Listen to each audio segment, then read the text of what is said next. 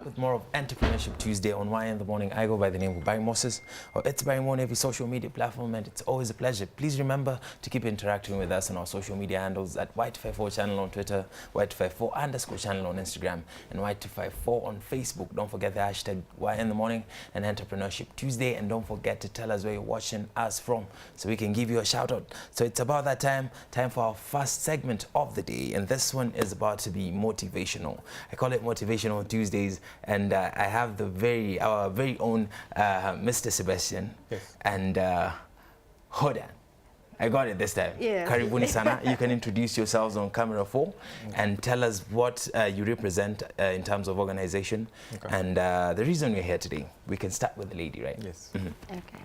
So my name is Hodan, and I am the founder of Dot Alliance Success, which is purely helping entrepreneurs to level up in their businesses and succeed in all areas of their businesses and life, I mean. And it's basically focusing on really business coaching and really shifting the mindset. All right. Yes. Business coaching and shifting the mindset. That is something we are going to be talking about, so don't touch that dial. All right. So my name is Sebastian Ngida. I'm the founder of Kenyan Entrepreneur. And one of our major events that we do is the Kenya Entrepreneurs Conference Centered in Development. So actually that is how I get to meet Hodan Mohamed. That is how you got to meet Hodan Mohamed. Yes, yes. You'll give us more info on that. Yeah. But Hodan, you went to business school and studied psychology as well. So this is something you always wanted to do. Your story is very interesting because the way you found yourself in this particular field is, I don't want to say unlikely, I'll find an adjective for it, but tell us, how did this happen? Okay, so I graduated in 2010 as an engineering student in electrical power option. All right, it happens to most of us. But for 2 years I was jobless and I crashed on my brother's couch for some time. And then during that period, social media was just picking up. So I sort of found my way around it, and I knew how to sort of grow a following for people. For myself first.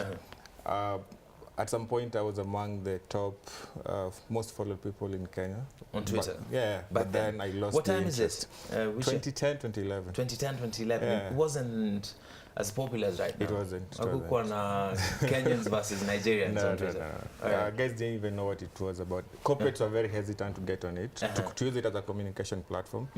So what I did is I started approaching musicians and TV presenters, whoever was in the limelight, and I would do it for free for them for some time.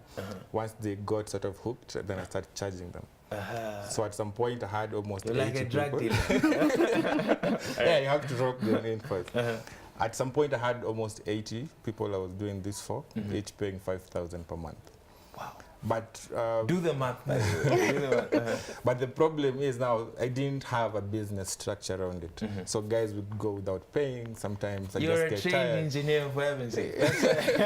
Yeah, so guys go without paying. Sometimes it's just hectic. But I sort of got tired, and now the posts started looking the same. You'd go to, say, Amani Oyerimo's page and Kenzo's page, because I was doing this under Ogopa DJs, and they would start looking the same. But that was not really what I wanted to do. But now during this period, Red Cross was doing a peace campaign in South Coast. So they called me in. Wait, I was working with Ekodida, the gospel artist. And then during that period, I met someone who does events. He was doing it for an agency.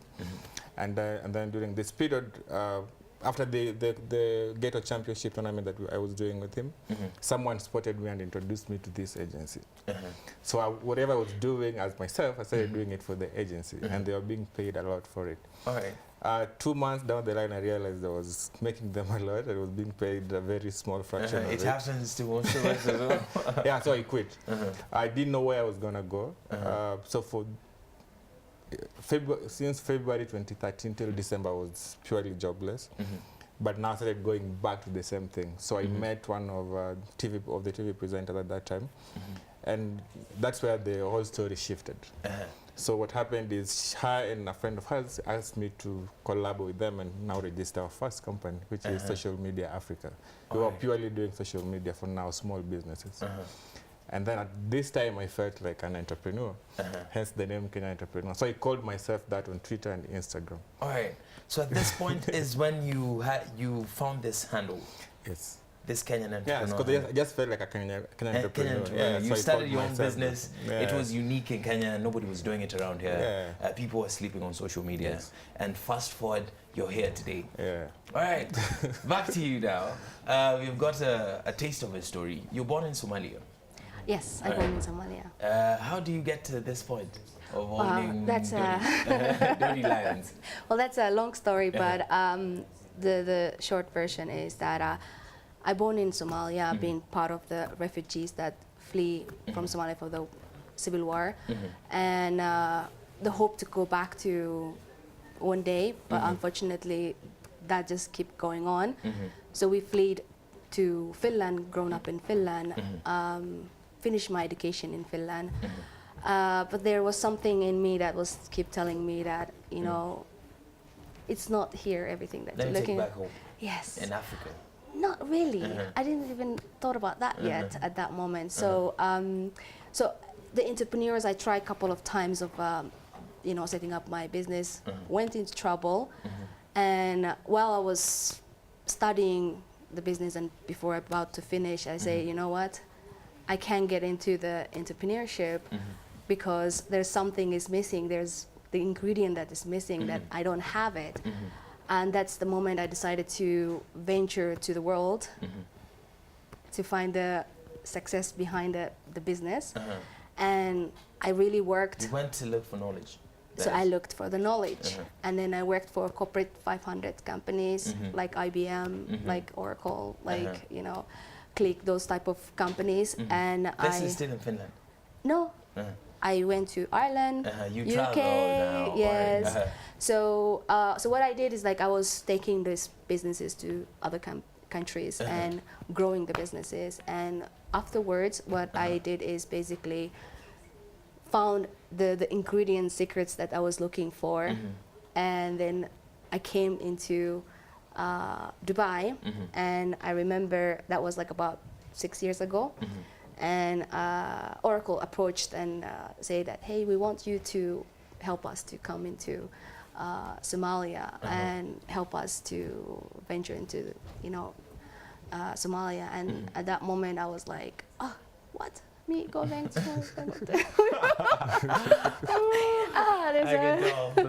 yeah, but that was the best choice I've ever done. And so you went back to Somalia? Yes, I went back to Somalia 6 years ago. So built Oracle from the ground up in Somalia. Exactly. Is it still alive then? It's still alive there. All right.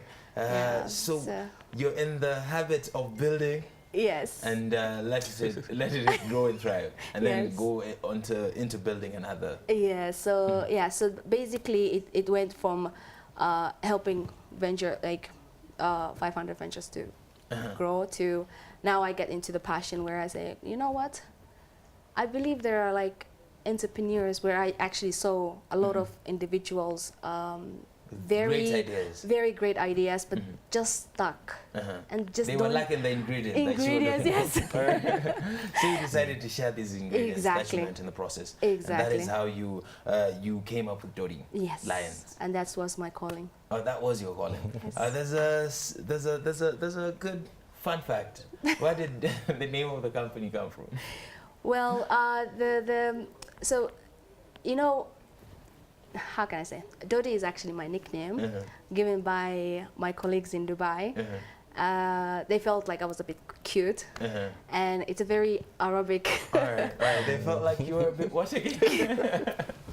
Okay, I get it. Yeah. So the whole idea behind the Dodi Lion is bring that cuteness, but turn from a cat to lion and find your success behind that cuteness. Which leads to our next question. The name of the company. Yeah. This is the representation of the brand. How much thought should go into it? First, before we even get into the skills of an entrepreneur, how much thought should go into the name? Because this is what represents the brand. When it comes to the business name, personally, I don't think it matters. It doesn't matter? It doesn't. All right. Somebody told me it has to tell the story Not really. of the business. I don't. Do you believe that? There's a mix. I love this so much. I love this so much. You don't have to agree with someone on everything, right? When it comes to this particular topic. But I remember when when I was starting Kenctad Limited, which is now the acronym for Kenya Entrepreneurs Conference Centered on Development, guys were asking, so what is that? Like Kenctad, what does it mean, you know? But the more they hear it, it becomes part of them. So it's what you do with it for you when it comes to the name. What about you when it comes to the name? Because maybe I have a beautiful idea, but it doesn't sound like Uber to me. It's not like Uber yet. What do you think about this, the naming of the business? Well, so whether we acknowledge it or not, but coming with the name, it actually comes unconsciously. Okay, so even though if you haven't noticed, when he was telling his story, you say you moved from social media to Kenyan entrepreneurs. So you saw the recognition in your passion, and then you actually called yourself Kenyan entrepreneur. Yes, and so this was the story is actually comes around the you know, that brand that you created for that name of the logo. There's a backstory. Exactly. And the story is very, very important when it comes to the name and when it comes to the brand. Right, so Kenyan Entrepreneurs Conference. Right, it's not only a conference where people meet from time to time and do their thing. What are some of the things that you do under this umbrella? Okay, so Kenyan Entrepreneur, like I said earlier, it was just an Instagram and Twitter handle. So what happened is people started asking questions, thinking it was an organization. They didn't know it was just some guy posting stuff. So I saw the opportunities, and then now I didn't have the answers because I was just a guy on a couch with a phone. You were using your phone? You're not even a computer? No. So what I did is I started reaching out to people who are sort of in the media, through Shahetia, Peter Ndwati, and telling them, look, I have these people asking these questions, but I don't know what the answers are. Do you mind having breakfast with them once a month? And then now that mushroomed to 50 people, to 100 people, 200 people. The biggest conference we had over 2,500 people. 2,500 entrepreneurs in Kenya right now. That is the conference, but our database is way over 25,000. Way over 25,000. Which leads to our next question. They're over 25,000, but stats have it that not so many startups survive for what is the time limit for them? 3 years. 3 years is the time. There's a statistic put out, I think late last year. It said 470,000 SMEs die every year. 470,000. And these are guys with loans. So if the businesses die, they're left in debt and everything. All right. And then we are told always pick up yourself, dust yourself, and move forward. But it's not that easy. It's easier said than done. Before we get to the solutions, what do you think are some of the reasons that lead to this? 3 years. Well, why do it for 3 years if it's going to die anyway? Well, so to be honest, entrepreneurs is, you know, the whole entrepreneurship is journey. Okay, so the failing is just the feedback. Okay, it's not an end. And it's not something to be scared of.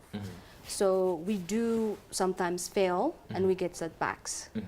And all what you need to do is to learn from those so you don't repeat them again and go for the next. So that means that you need to look into what went wrong and pick yourself up. So yes, it is a huge challenge for entrepreneurs to succeed.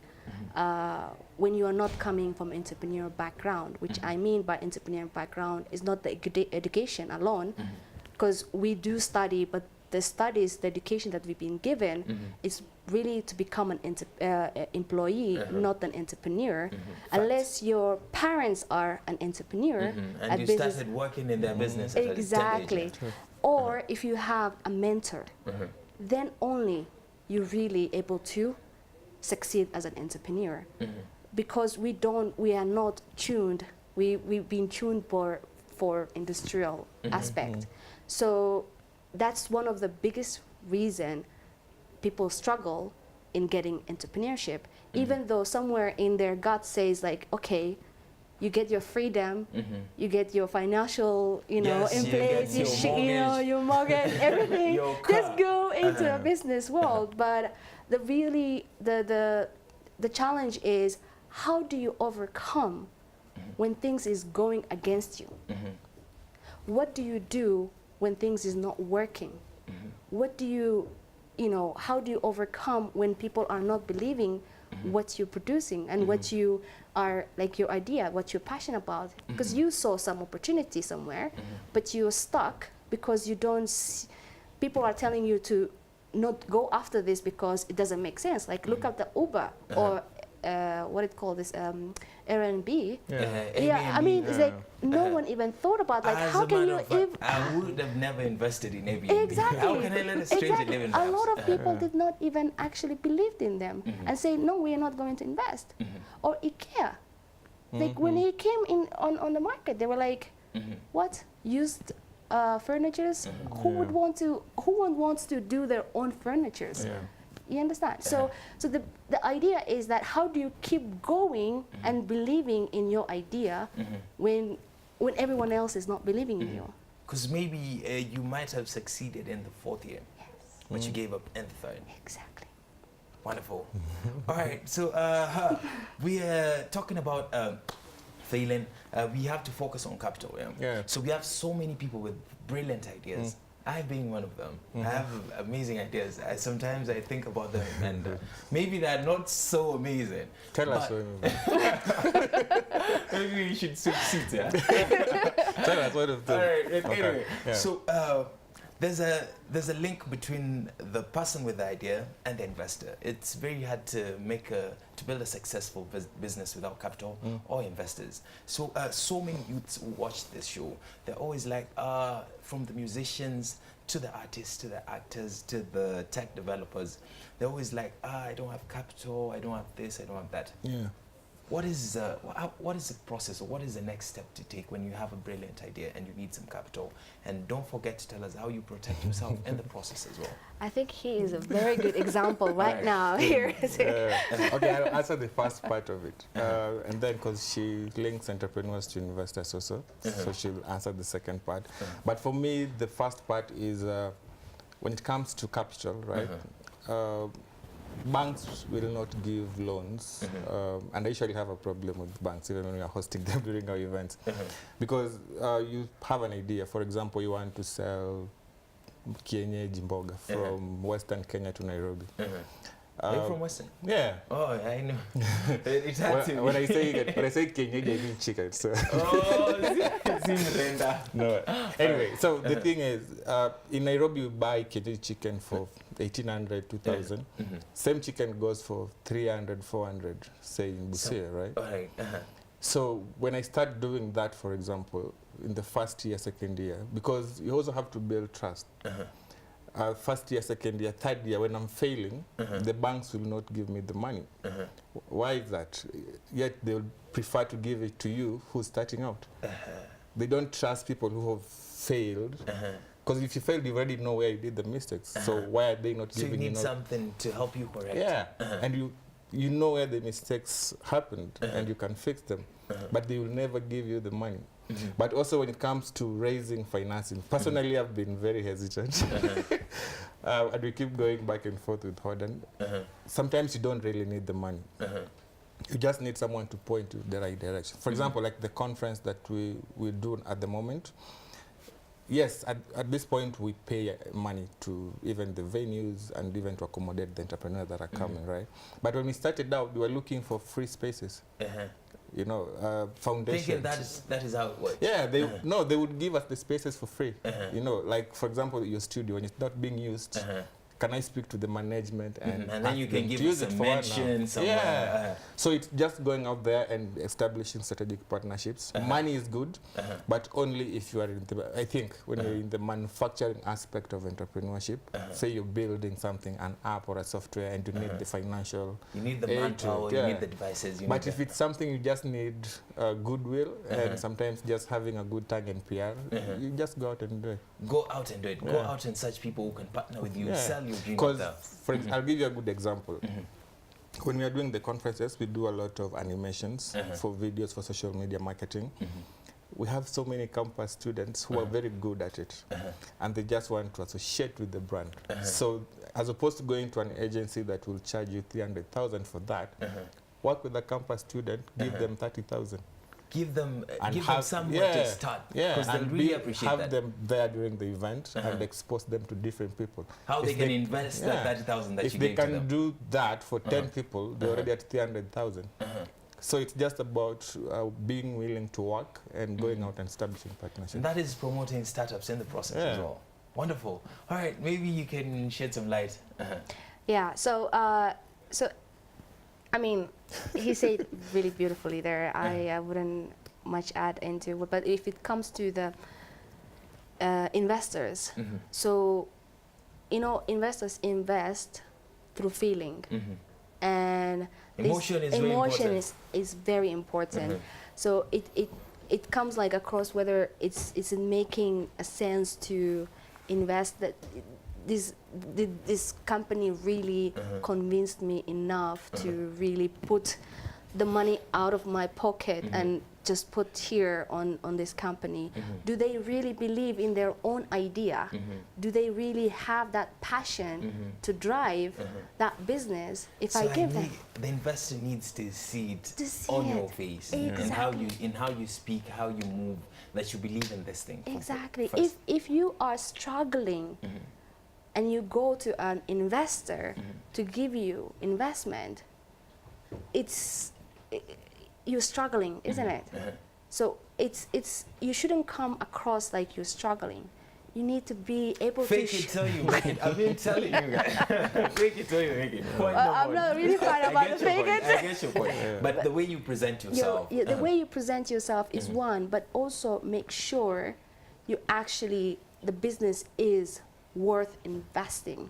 So if you were in a business for 2 years and you don't even have a revenue to show, it's gonna be really difficult for any investors to even believe in that business. And another thing I always say to my clients is that if you succeed to convince your family, your friends to invest even $10 or, you know, 500 shilling into your business, then you know what? Anyone else you go in front, they will believe in you. Wonderful. You're having one of your conferences. A stubborn chap, like my little brother, is very stubborn, raises the hand and says, I want to make $1 billion. And they ask, go ahead and ask, have you ever made $1 billion? You say no. And you say, I know I've never made $1 billion. Then how are you going to help me make $1 billion? How would you answer such a question? Which part of it? How are you going to help me? I came to this conference to learn how to make $1 billion. You've never made $1 billion. How are you going to help me make $1 billion? Okay. If you want to make $1 billion, that's a good thing. First, that is a very good thing. But what is $1 billion really? Because this is how I break it down. If I want to make 1 million shillings, I need to ask myself, what can I sell for 1 shilling to 10 million, to 1 million people? So strategy is very important. The other way to do it is to sell to 100,000 people at 10,000. So I break it down. So if I find there's the premium way of selling one thing. So if I can, one person. if I can sell one to you a space during the event for 1 million, then I only need one person to make 1 million.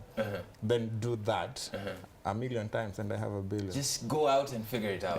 The power is in your hands. What would you say, Maria? Very, very good at.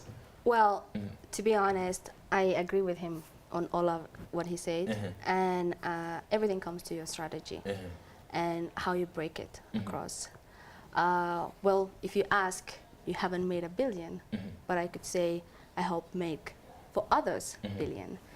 But when you are employee, you have a limit, a cap to how much you can make it. Okay, so when you are becoming an entrepreneur, there's no cap. So if you have a proper plan and strategy in place that you can actually lay down onto how you can achieve, as what Sebastian just said, into breaking down, really, do I sell to a million or what? Yes. It never grows on trees. Yes. You have to plan it.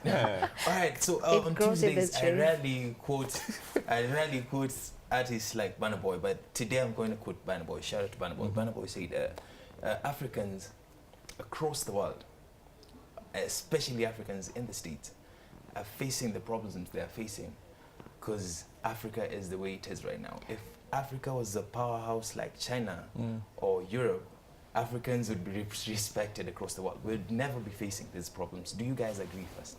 It's a hypothesis. I think I saw the interview you're talking about where he was saying you can only be as strong as your roots. So assume all the black Americans, African Americans decide to come back to Africa. Do we even have policies to protect what they have? But what if they decide to send some money to invest here? They are. People are investing locally. Yeah, like guys are investing. Guys are Guys are buying investing land and buying Right. property. Yeah. Right, but we are Only not that such they powers. don't come here and walk around buying stuff. But guys are really investing at the moment. We've seen the likes of P. Diddy, Jay-Z coming around to invest in Econ. Africa. Like but you still think it's a hypothesis. If we were a very strong economy, do you think we'd be facing the same problems we're facing across the world? Okay. And maybe it's not true. This is just a theory I have. Rwanda right now is being marketed as what? As a clean country. Yeah. It goes back to branding. What you see on TV, on TV series. So we learn from Hollywood as well. Yeah, as much as we are an economic when you go to powers. the States, they have dirty streets as we do here. But they have to brand themselves in a certain way. That's why we have brand Kenya at the moment. Personally, I feel like they're not doing their job properly. But it goes back to branding. So the power is in branding. We have a lot to learn from Hollywood. Powerful, wonderful words right there. What do you think about this as we wrap this up? If we were an economic powerhouse like China or like Europe, would we be facing the same problems we're facing when we travel across the world? The type of discrimination we're facing? Okay, so actually I haven't seen that interview. Right, so I can, you know, say my opinion. Because you don't get the context. I didn't get the context. But one thing I do truly believe in, and after traveling around the world, really it's right now is African time. And the growth and the space that is going by at this point of time is incredible. And it's, you know, a lot of people are believing that it's going to be the next China at the moment.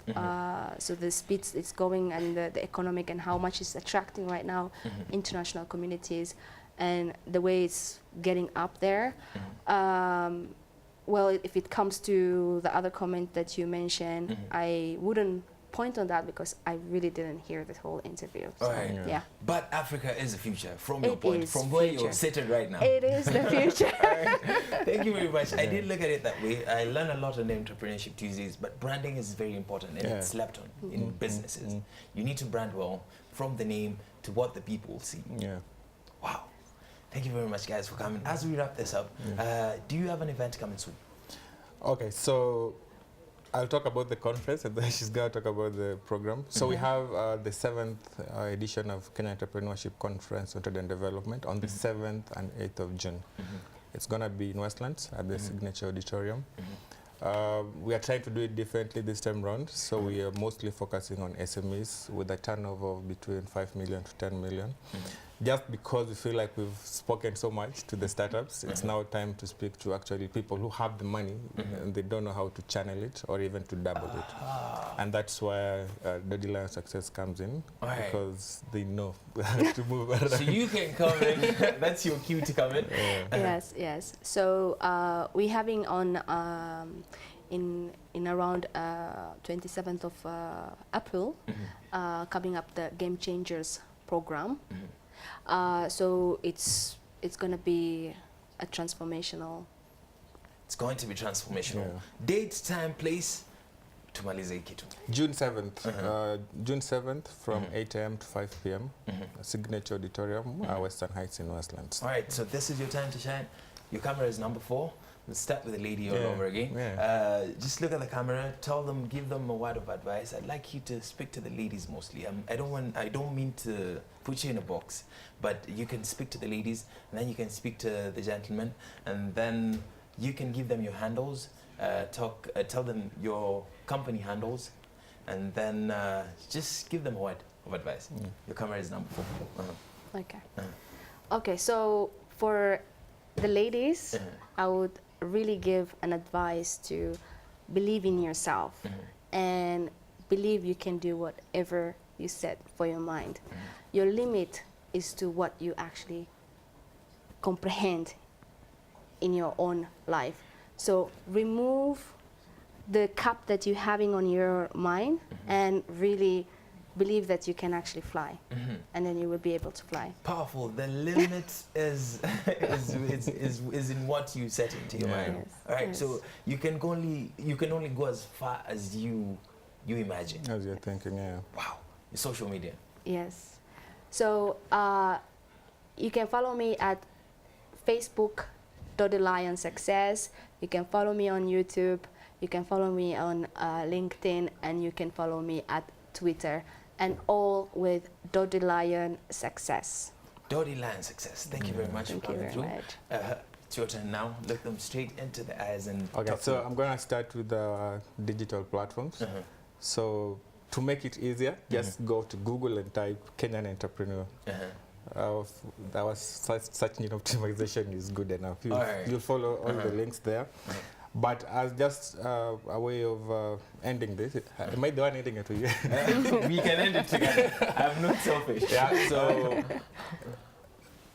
there's a conversation right now about what people expect when they give you money. And it's in relationships, it's in business, it's in countries. We are taking so much from different countries in terms of loans.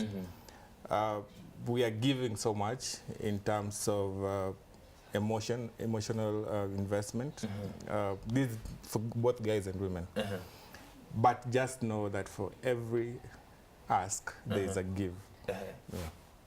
For everything you ask for, there's something you have to give. Yeah. Tough career. Thank you very much, guys, for coming through. And for every opportunity mistreated, there is a need to be limited to access it.